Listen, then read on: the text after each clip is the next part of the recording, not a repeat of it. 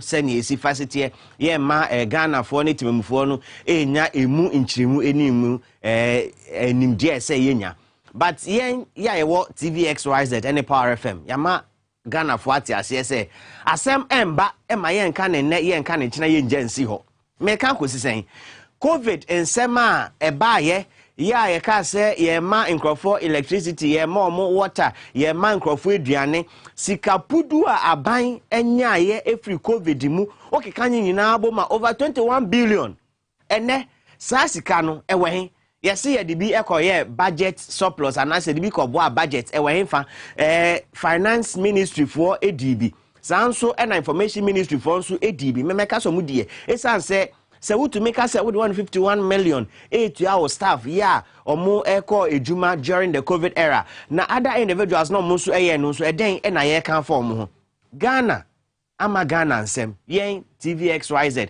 Power FM for yen manu ensi asemba ye beka sa ama ese babia ye di yeto no ye di ato ene 1st of February so we refia mamenkayo se ene efi ene kwei no over betua electricity bill ye di ohamu nchemu 30% aba ye di water 8% aba ene na ye hyase ebia na refi mekayo enti no bosumi no o hyase atoto nyama na wa kai hu se ne etie bia no new tariffs no ene na take effect and apay many onyonyamfo ya owo Akachi North empeso aso Akachi South between komo efa sa covid ensem or a member of the public accounts committee don't wanna ekase na public accounts committee for debiana we say charge you beyond the say charge no den na ebetumi aye na sasika pudo covid sika ya akwakoshe nkrofo bibotom no aban ensa etumi aka article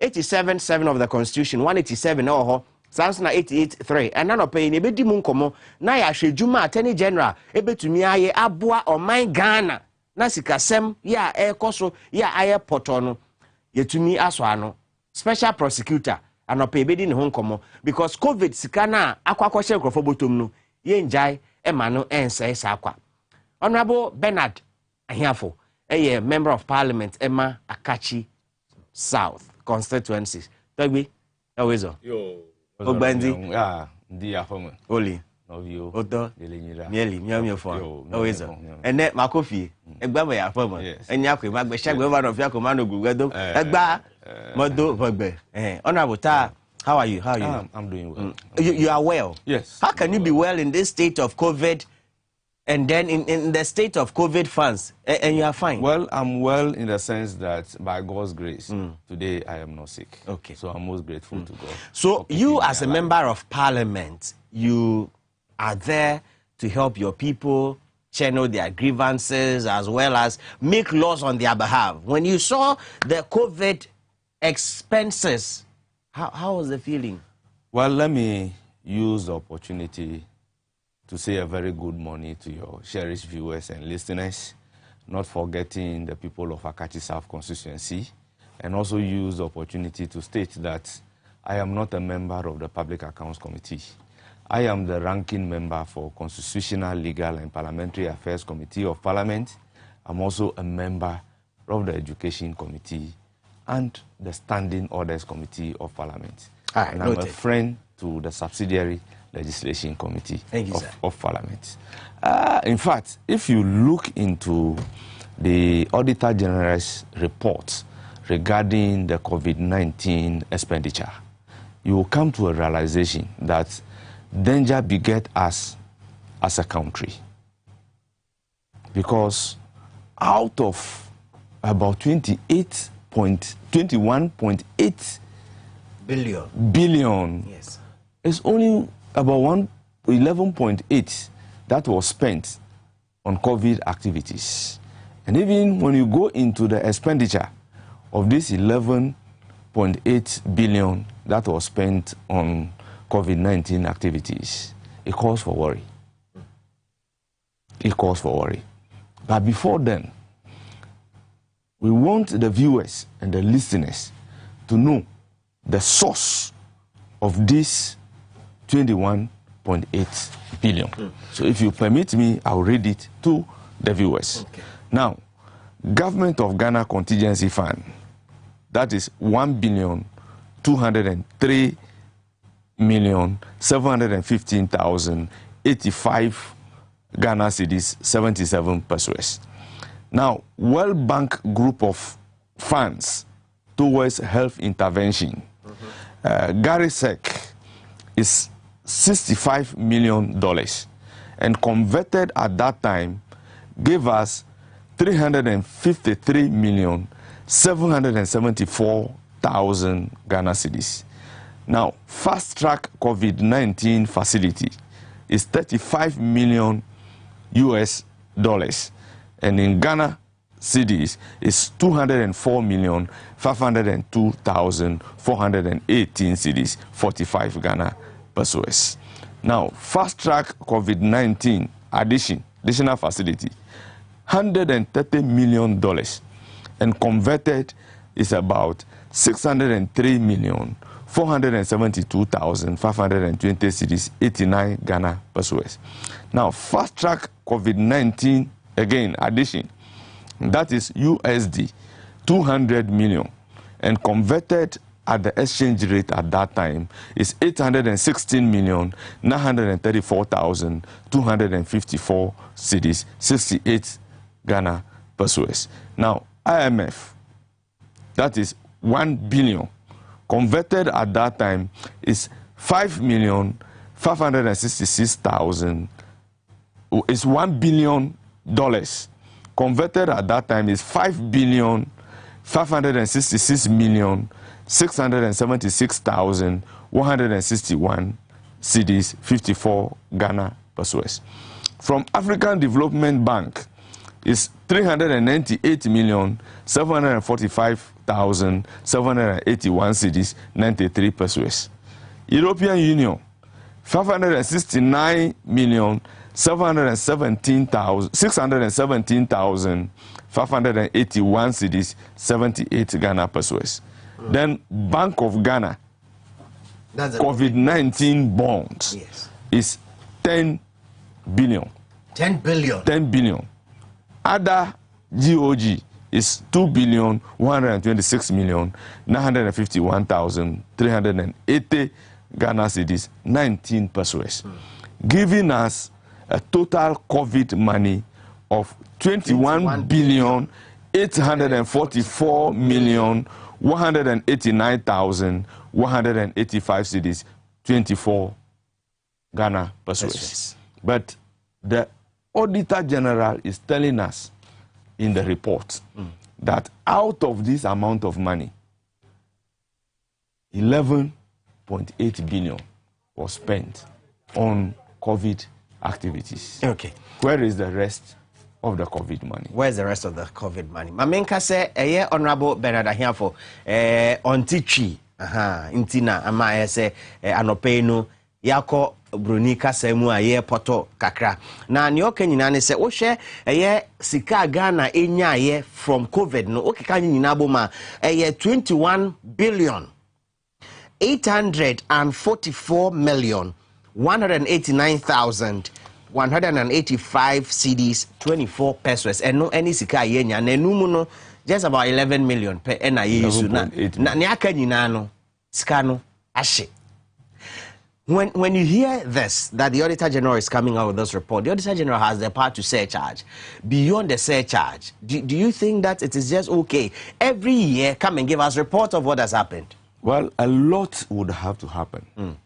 You see, the framers of the 1992 Constitution, having realized that there is likely to be financial infractions, malfeasance, and corrupt activities, gave the power to the Auditor General under Article 187 of the 1992 Constitution to look into public funds for within a period of 1 year. So these monies that we have mentioned as COVID fund is for the public. It's not for any single individual. So based on that particular constitutional mandate, backed by Section 11 of the Audit Service Act, the Auditor General look into that COVID expenditure. And these are the revelations that we are seeing. Now, Section 20 of the Audit Service Act also mandates the Auditor General to report to Parliament, also under Article 187. So the report that I am holding is the COVID expenditure made by the Auditor General, by the constitutional imperative, and also other legislations backing it. So if you look into this, the Auditor General did very well and has itemized everything, every malfeasance, every corrupt practices, every breaches of the Procurement Act, Public Financial Management Act, and Public Financial Management Regulation has been spelled out in this particular report. So picking this particular report, we know the Auditor General has the power to surcharge. Yes. But beyond that particular surcharge, what happened? Now, Public Accounts Committee will also look into this particular report and also demand that those involved should refund the money back to the state. But beyond that, what happened?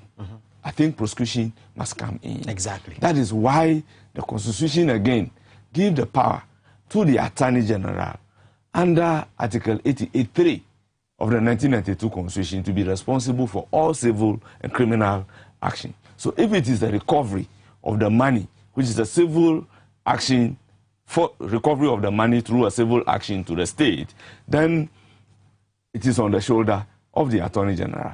Now, if it is criminal prosecution to get the person punished, it is also at the shoulder of the Attorney General. Now, we realize that the Attorney General double as the Minister for Justice. For Justice. And by that imperative, is a cabinet member. And most of the people involved in this are his colleagues. Some are in cabinet and some are in the same government with him. So in 2017, in order to further protect the public purse, the idea came that we should establish the office of the special prosecutor. Okay. And it was done through the promulgation of the Office of the Special Prosecutors Act. So the Office of the Special Prosecutor has been established. Now we follow the due process, and Honorable Martin Alamisi Amidu was appointed as the first special prosecutor. But at the point, he will have to resign and refer to the President of the Republic of Ghana as the mother serpent for corruption. We all did not understand, but we are beginning to understand. Are you by this inference saying that the president is the most corrupt person in all of this?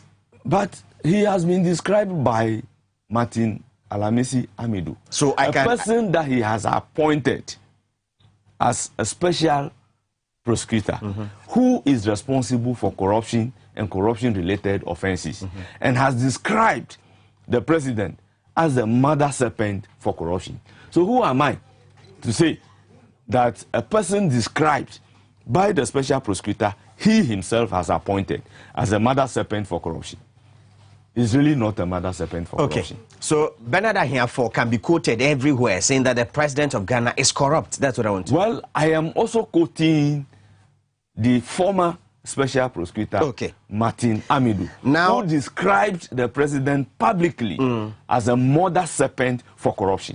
Now we'll come back to the issues relating to the Attorney General plus the special prosecutor. But then, if you, I don't know whether your pages are the same as mine, but if you look at page 7 of the document, it talks about disbursement of COVID funds, and then paragraph 33 talks about the Ministry of Finance. Says, on 6 May 2020, Ministry of Finance paid Smart Infraco Limited 23,388,750 Ghana cedis for the provision of smart workspace platform for MMDAs to facilitate virtual workshops, but did not deduct withholding tax of 1,754,156 25 cedis from that amount. And so they are asking that that amount be recovered from the finance ministry. Again, the Health Ministry is also quoted on page 34 of the same report as saying that the Auditor General noted that the Ministry of Health of the Government of Ghana paid an amount of 120 billion 192 million 379 cedis to UNICEF and others for the supply of vaccines. However, 5,109,600 doses of vaccines valued at 38 million were supplied to the National Cold Room, leaving a difference of 81 million. Now, in all of these, it tells us about how some monies were left. Yes. Let's start from the beginning. The Finance Ministry. Yes, the Finance Ministry. Every covered institution is supposed to withhold tax. Yeah. And that tax goes to GRA. And it goes a long way to hit the consolidated fund. Okay. So why would you make the payment and make the payment without withholding the tax that you are supposed to withhold? Okay. What is the reason? So the Office of the Special Prosecutor or the Attorney General can delve into this. Who is the officer responsible of withholding the tax? And why was the tax not withheld? Is it as a result of corrupt practices? Is it as a result of a kickback? Because you are paid by the taxpayers' money to perform a stated act. And for you failing to withhold a tax of over 1 million Ghana cedis, what are you doing to the nation? What are you doing to the nation? But if you permit me, we can look at some of the infractions page by page. In fact, the report is telling us at page 39, paragraph 39, that in breach of public financial management regulation, the Ministry of Local Government and Rural Development made payment in the sum of 285 million 135 cedis, 64 Ghana pesos on transactions unrelated to COVID-19 activities. Misappropriation of funds. Yes, misapplication of fund. And this misapplication of fund is a criminal offense under the Public Financial Management Act 2016 Act 921. So it means that by this audit report, a crime has been committed. Now, our constitution is saying that when a crime is committed, the crime is against the Republic, and it is the Attorney General who is responsible for prosecuting this particular crime on behalf of the Republic. Okay. I cannot do that. I can only do it based on the authority of the Attorney General. All right, so go ahead with the infractions, and then now, we'll come back to the Attorney General. Go further. Ghana has a GIFMIC system. That is Ghana Integrated Management Information System. In short, GIFMIC. That every payment of public funds must go through this particular system for the purposes of information. Now, paragraph 56 is telling us that a whopping 543,058,709 was payment made outside the GIFMIC system. Wisdom, why would you be making payment outside the GIFMIC system when the procedure is that payment of that public fund must go through the GIFMIC system? We need to know. Okay. Is it because of corrupt practices? Is it because of personal benefit? That is why you are making this payment outside the GIFMIC system. So I believe strongly that when a procedure is set down for a right to be exercised, it is that procedure alone that you have to follow in exercising the right. So you do not have any justification making payment of over 543 million Ghana cedis outside the GIFMIC system. So these are issues that the Special Prosecutor as well as the Attorney General must come in to investigate further so that the perpetrators of this crime will be put to book. Now, you go into the report, you realize that 26 ambulances were supposed to be supplied at a total cost of $4,049,460. Now, if you divide that money by 26 ambulances and you convert it into Ghana cedis, it tells you how much is the cost of each ambulance. And the kind of procurement system that they have gone to, as a result of which this amount of money has been approved. Now, out of the total amount of money, the report is telling us at paragraph 121 that $607,419.02 has been paid to the supplier. But in reality, as we are standing here, the ambulances were not supplied to the government of Ghana. What happens to the money? Is it a collaborated effort between the supplier and whoever is responsible so that this money will go into their pocket as a result of corrupt practices? Or what happened? These matters must be investigated further. Wisdom, you see, the sum of USD 247,405 cedis was spent on medical items, but these items could not be accounted for. And that is in paragraph 126 of the COVID expenditure. We also know of a health facility that amounts were spent on which, facility hasn't been put into use. Yes. Now, to go further, you realize at paragraph 76 that the sum of 120 US dollars, 120,192,379 USD was spent on the supply of vaccines. But the vaccines to the value of USD 38,322,000 has not been supplied to government of Ghana. What happens to that money? Convert $38,322,000 into Ghana cedis.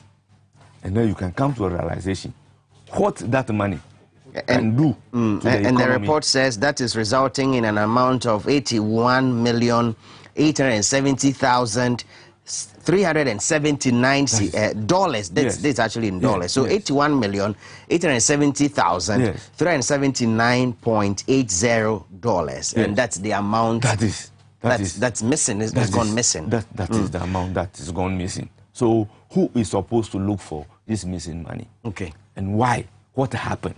What activities led into that? Who are the people working at those covered entities? Who are the ministers responsible for those covered entities? You see, there is also a way that they have paid a free money to themselves through a life insurance policy. Okay. Now, the report is telling us that there was an announcement in this particular country by the president that the frontline workers... You mean frontline health workers? Frontline health workers will be given an insurance package. As a result, 10,309,920 Ghana cedis was paid to the insurance company as a premium for this particular policy. But you know what happened? There is no policy certificate. There is no named frontline health workers who are ostensibly being given this particular policy. There is no policy document stating the terms and conditions. No paper indicating as a frontline worker who is supposed to be your next of kin, so that in the event of the risk occurring, this person can put in a claim. I even remember there was a debate as to who qualified to be a frontline health worker. And that debate ranged for a while. So can you tell Ghanaians that you have paid over 10 million Ghana cedis as a premium for a policy without any policy document. Okay. So I have worked with an insurance company throughout my life. I still work with an insurance company. I rose to the position of the head of legal and claims manager of Star Assurance Company Limited before going to Parliament. I bet you, when you put in a claim based on this policy, I will not honor the claim.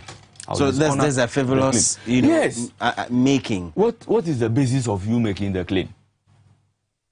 The basis of you making the claim must be contained in a policy document. Okay. And now, how can you be making a claim without a policy document that mentions you as part of the group that the policy is supposed to cover? So in this case, could we not have assumed that, well, they went to UGMC, University of Ghana Medical Center, and so all the staff there could fall within the bracket of but the frontline health workers? practice could it not have been people at Kolebu, people at 37? Could we not just have put them in that bracket to say that they are frontline health workers? Why? You understand? If you are giving an insurance policy, there must be a policy document which will indicate the person being insured, the sum insured.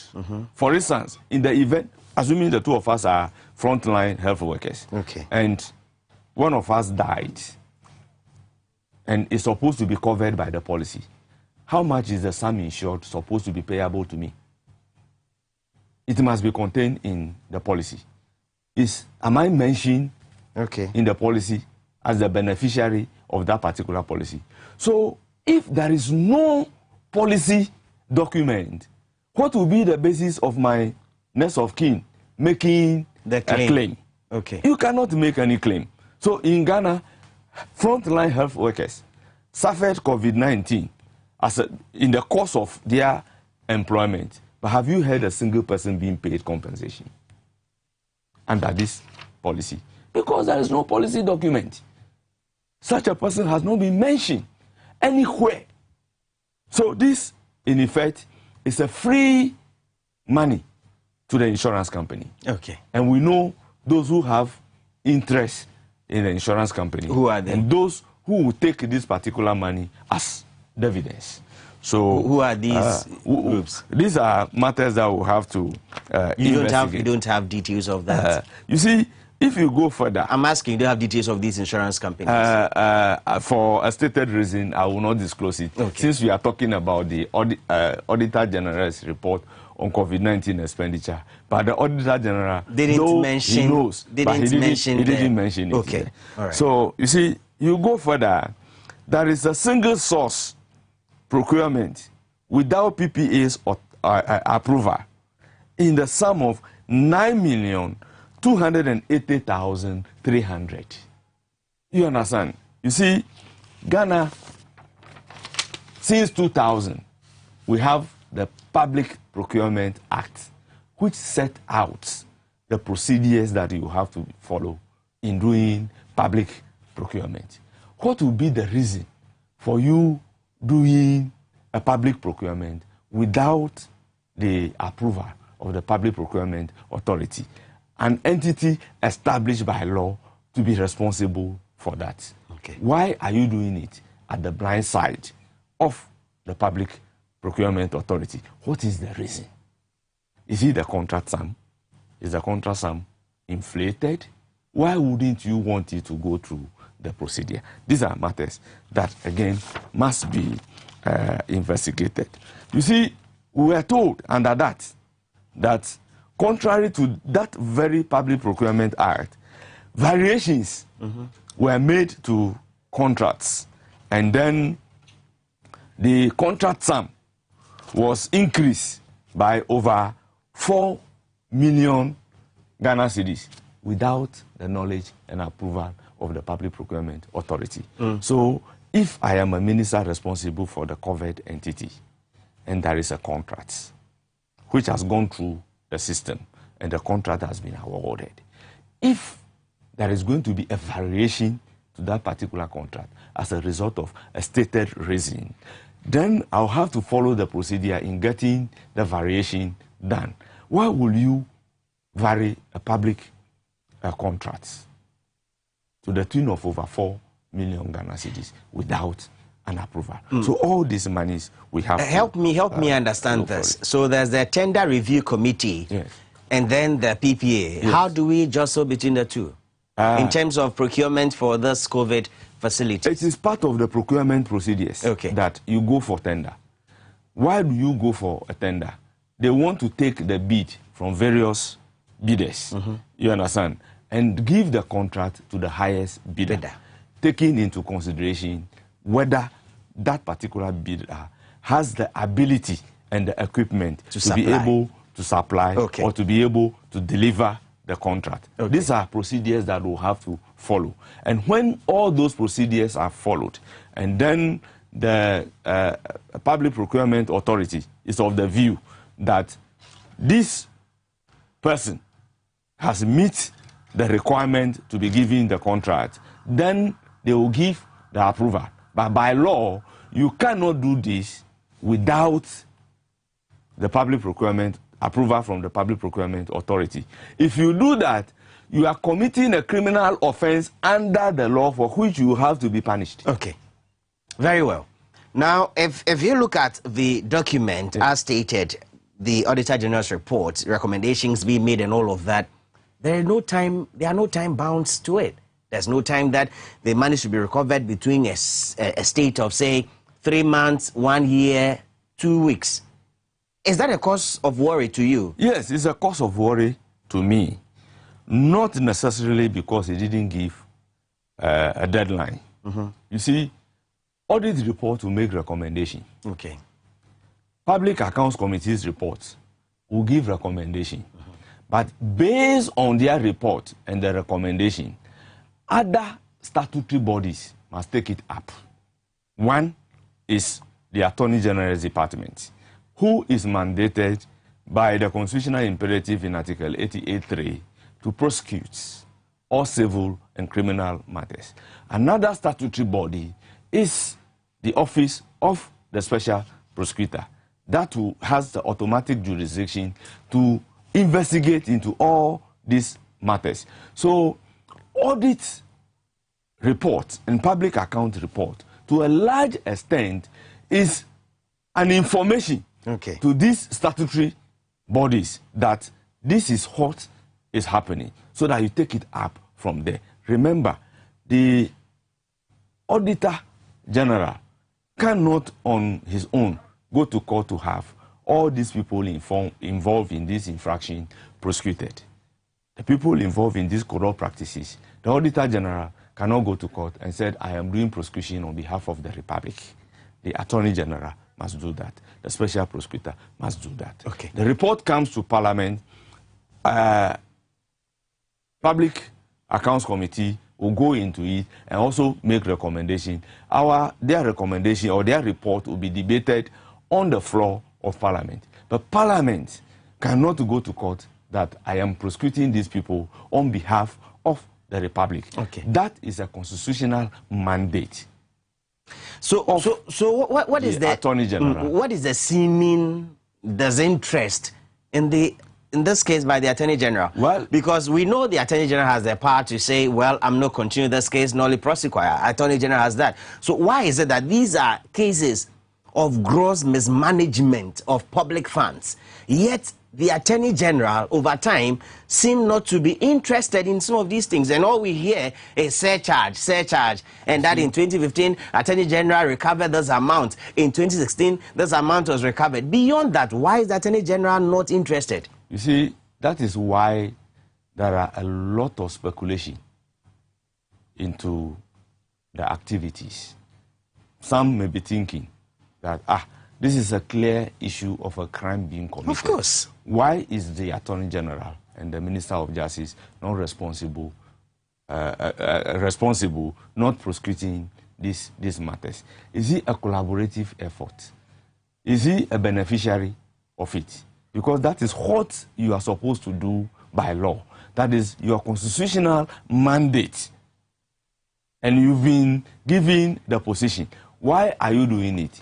Is it because they belong to the same government Is and that they your have been thinking? solving most of these issues a cabinet? Is that the thinking? Well, that's why I'm saying that it calls for a lot of speculation into why matters of this nature are not being. Help me understand. You're a lawmaker. You go to Parliament to make laws for the people of Ghana.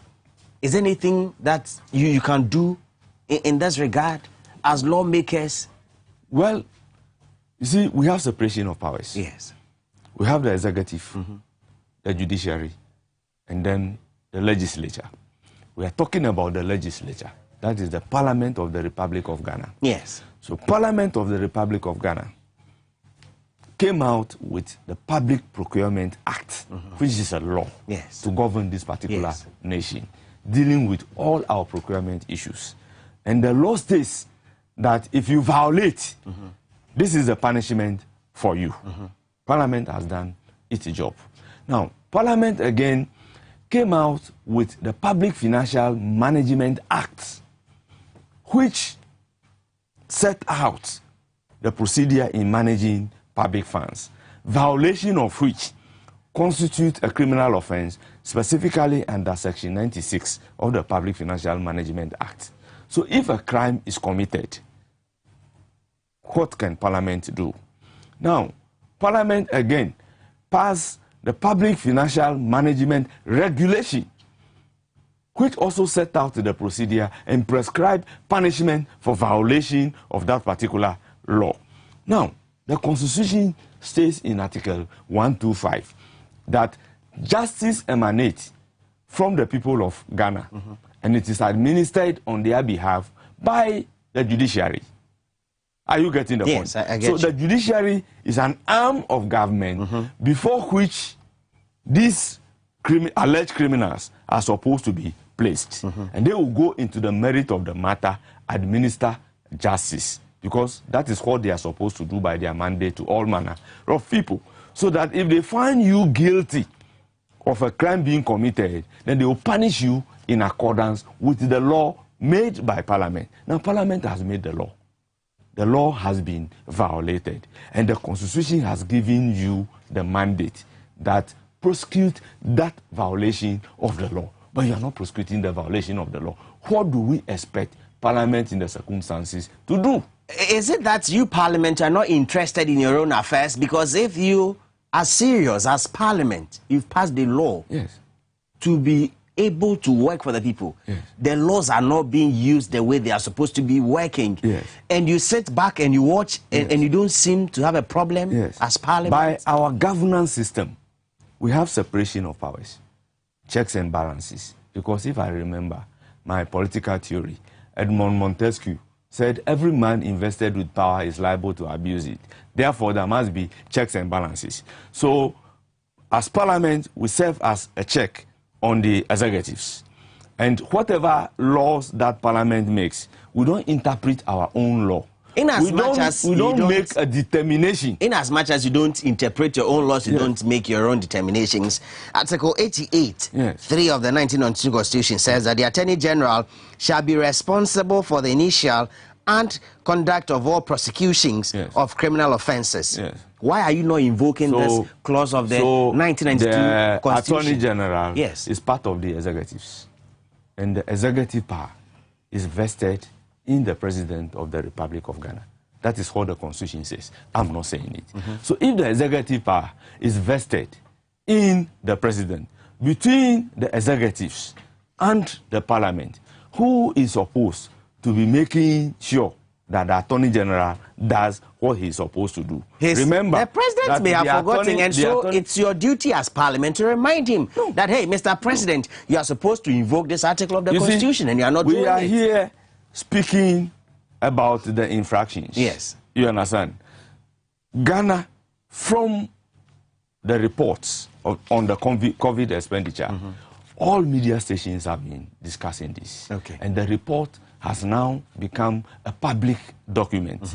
Can the President of the Republic of Ghana said he is not aware that his Auditor General that he has appointed came out with this particular report on COVID expenditure, can he claim no knowledge of the content of this? You understand? Let us not create the impression that Parliament as an arm of government can go to the extent of performing the responsibility of the executive, or the responsibility of the judiciaries. And for the judiciaries too, they will be there until you put the case before them.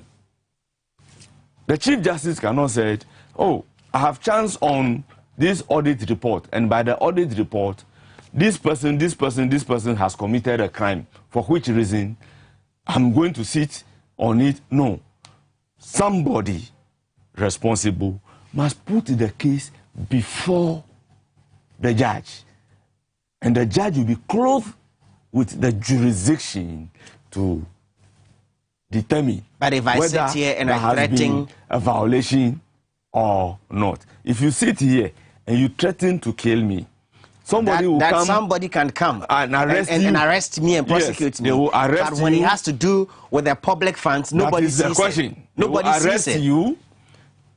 If you are not lucky, they will put you in cell. You even stay there more than the 48 hours required by law before they put you before a court of competent jurisdiction for determination as to whether your statement amounts to a crime or it does not amount to a crime. But here lies the case. This report is talking to us about the corrupt practices that has gone on in this particular country regarding our COVID money, when the Auditor General presents his report on the COVID expenditure. Now, similarly, if you threaten to kill me, somebody will listen to it and come and arrest you. Why can't they act? But that's just by the way, you know, I can't threaten you. Why can't the government act? Yes, so the Malawian president has made a statement categorical like that all individuals involved in the embezzlement of state funds during the COVID era will be dealt with they will go to jail. Now, in our case, our president, Nana Akufo-Addo, is silent on this issues. The Auditor General report is out. We've not heard the president or the presidency speaking about it. And we are here talking about the powers of the Attorney General plus the Special Prosecutor. Bernard, do you find it worrying that the president always keeps silent on all of these issues? Because question is, if I talk, then you can base on this and judge me by my words. And so president says, well, I'm going to protect the public purse. Today people are saying, where is the public purse? You see, that is what is adding credence to the fact that the tweet from the former special prosecutor that the president is the mother serpent for corruption is true. In my opinion, it is true. Because if the president of Malawi came out and even interdicted officers from his cabinet involved in this and then told the whole world that anybody who embezzle COVID money meant to protect life will surely go to jail. And upon all this happening in the country, we are not hearing anything from our president. Is it true that he is really a mother serpent for corruption? Well, let me state the fact that it is one thing pretending to be protecting the public purse, and it's another thing really protecting the public purse. Office of the Special Prosecutor has been established. Why did the former Special Prosecutor resign?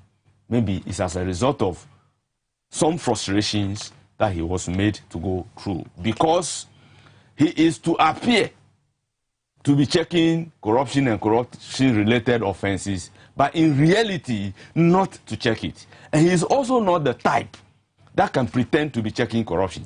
So he resigned. Now, a new officer has been appointed from the bar in the person of Kisi Ajaben, a private legal practitioner and a lecturer who is ready to do the job. But you have employed this particular person since his employment. As at the time we were leaving Parliament, it was the 15th month that you have not given a salary to this particular person. You haven't made releases for him to be able to work and work effectively. No employment to his office as a result of not releasing the money for him, as a result of not constituting a board that will let him procure equipment that he needs to be able to do the investigation.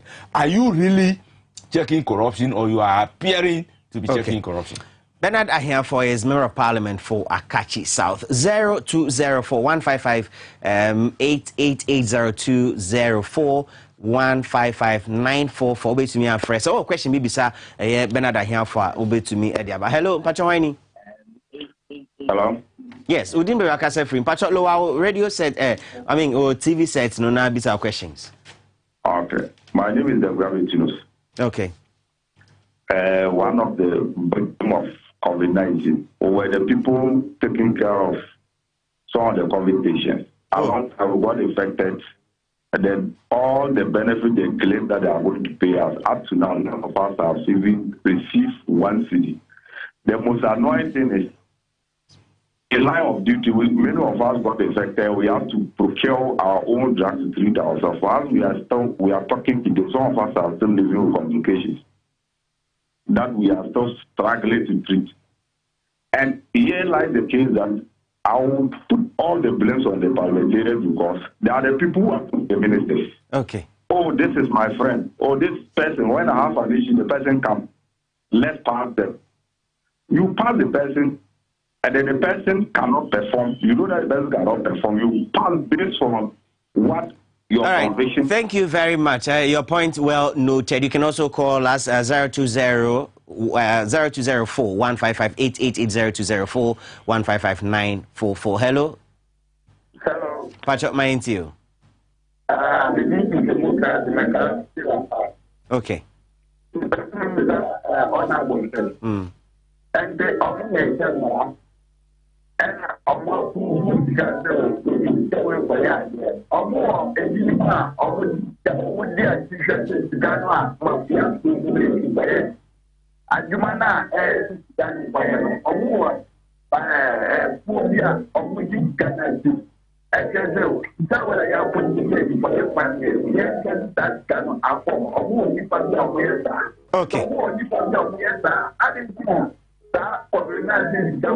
Okay.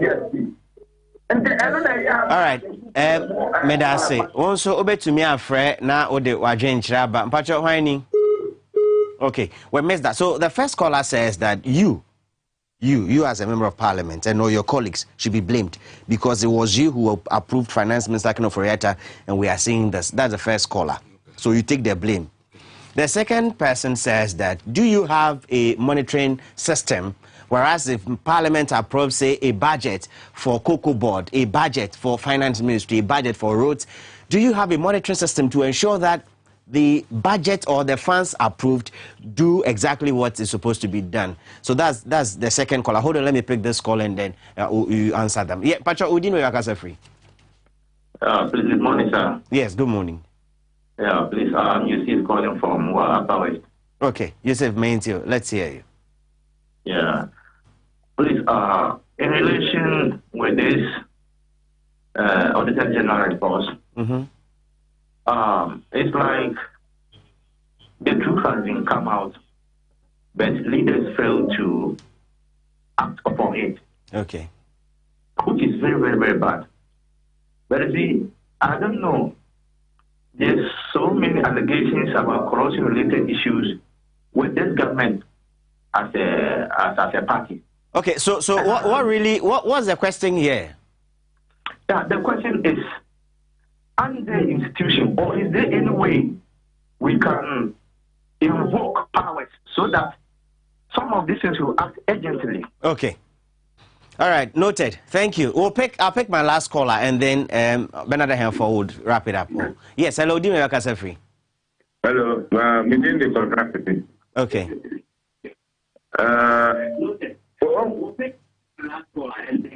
What was that? So, OBB car or Manima, or from my Banibia about 2 million. One Babna and Wendy. So, now, the one part of the next government of a man. I'm going to say I'm going to my empire. Yeah, China, say, Ebana, Yamiaton from Manchester Canashqua. Eh, sir. Government not is on back. Okay, all right, Any party member. Medase, thank you. Inti the caller before this one. The first one. Yes. You see, as I so indicated, you wrap it up yes, and then as I indicated, comment and then we're out. We have arms of government. We have the executive, the legislature, and then the judiciary. Now, the executive power is vested in the president, and it is the president that has a right to appoint whoever he wants to be a minister and what ministry would that particular person be serving. By constitutional imperative, the appointment of the president must be approved by Parliament. And Parliament must be careful avoiding a situation that the president, who has the executive power to exercise, came out to say that it is you, wisdom, that he wants to work with as the Attorney General and then the minister responsible. So even if you don't see wisdom in the wisdom that is appointed, and still go ahead and pass No, Parliament will say that, no, we do not want to give you this particular person. So that tomorrow, if it goes to another person, then the president can find solace in stating that, yes, this is not the person I want to work with, but the person that I want to work with, Parliament didn't give me that particular person. Okay. That is why the law vests the authority in the president. Okay. Who vet the person, and there are criteria. When the person meets the criteria, it's difficult for Parliament to say that though the person is qualified, but based on this, we are not going Bernard, there were clear examples that Finance Minister Ken Ofori-Atta had mismanaged the economy in his first term. Yes. And you still went ahead to pass him. How Akumsi was a classical example. You still went ahead to pass him because you felt she was capable and competent enough? Well, I realized that at that material moment, some of the approval must go through a voting process. Okay, let's do a second in Parliament, question. when you vote, it is the majority that carries the day. Let's do a second now, question. As we speak right now, Ghanaians have given the NDC a strength of 137. Bernard, let's do a second question. Very well. The second question is talking about promises made to the frontline health workers, yes, which were not fulfilled. I won't be surprised because Ghanaians have put a special name on our president, and that our president is King Promise. Okay. So I won't be surprised that this particular promise made to the health workers has also not been fulfilled. Now, the institutions responsible, is there anything that we could do to let them act promptly? I believe the officers responsible for those institutions knows that this is what they are supposed to do. If they are not doing it, it behoves on the appointing authority to remove them from office. Okay. But they cannot hold us for ransom. Parliament cannot say that though we are not the appointing authority, we are going to remove you from office. So what is happening in Ghana now? It calls for a worry, and there must be an urgent action to forestall the situation. Very finally, before we leave us, yes. What I will say is that, look, all this economic mismanagement, all these corrupt practices, all these financial malfeasance, all these infractions are happening as a result of those who are in the helms of affairs. Okay. Now, if those in the helms of affairs are involved in all these corrupt practices, why will you now come and tell me that the money that you have borrowed from me for a particular year, you are not going to give me interest, and that I should come and exchange the debt? In fact, I have stated that danger beget us as a nation. It is the cry of distress that can summon for relief. Bernard, I here for Mrashe Bedweni, Member of Parliament for Akachi South, our voter region. Anope, thank you very much for making time to talk to us. Anope, only actually come in terms of the COVID funds. Inti, eno na ewo no, baby ayaba bedru as of mine. But then no, my main council say if it's Monday, ABC Endra, na mene edi nkomo bi efa Adenta Pantai Junction. incident bi a course so I'm sure say bi a won share da ene na wo share sa infonyin kese ya wo share no abra na driver ene passenger ye bo modern say ye betwe na afi kwan mu ya wampene ena car ebo no sa incident we fiti Monday ye di ekire ene wo ache the full story na ni omu ne se endra Adenta police de asemi court na ekopie mu no papa ya o hye atade fita ya na all prevent se all maka no enko no court no Labadi motor court etna se endra no omo ajeli no 8 months bosome bako sa enwotwe 8 months into prison custody. No, in fact they've jailed him 8 months with hard labor. 8 months with hard labor. Say you hu ye no na de car ne bon no 8 months with hard labor. And na nipa no de car no e bon no so no. And also police ama no bail 50,000 bail with 2 surety. Yeah, March bosumi no. Obesan so akọ court na anu disema oho nyina no ode akọ 20. That is the development me to me any watch san say 50 man de edi ekira na e say ma won so hu say ena yakọ akodru ya frame wisdom hedejeme medan me ho na kwa me menka e de dwaboase ato also e wo TVXYZ ene Power FM.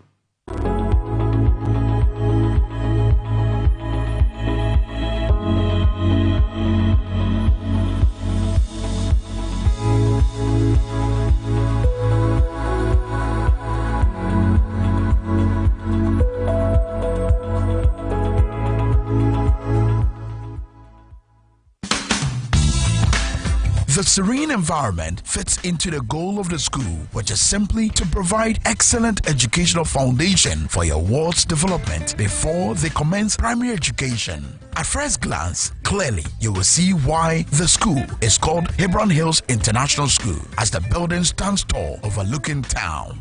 With a Montessori style, we have experienced and dedicated staff and trained teachers. Our small sizes classrooms are meant to enhance teacher-focused approach where children get one-on-one attention from the teacher. Hello there. We are open at 7:30 a.m. and school closes at 2:30 p.m. After school care is from 4 p.m. to 6 p.m., while early drop-off can be arranged at 6 a.m. Hebron Hills International School is located at Midye off the Nsawam Road. Located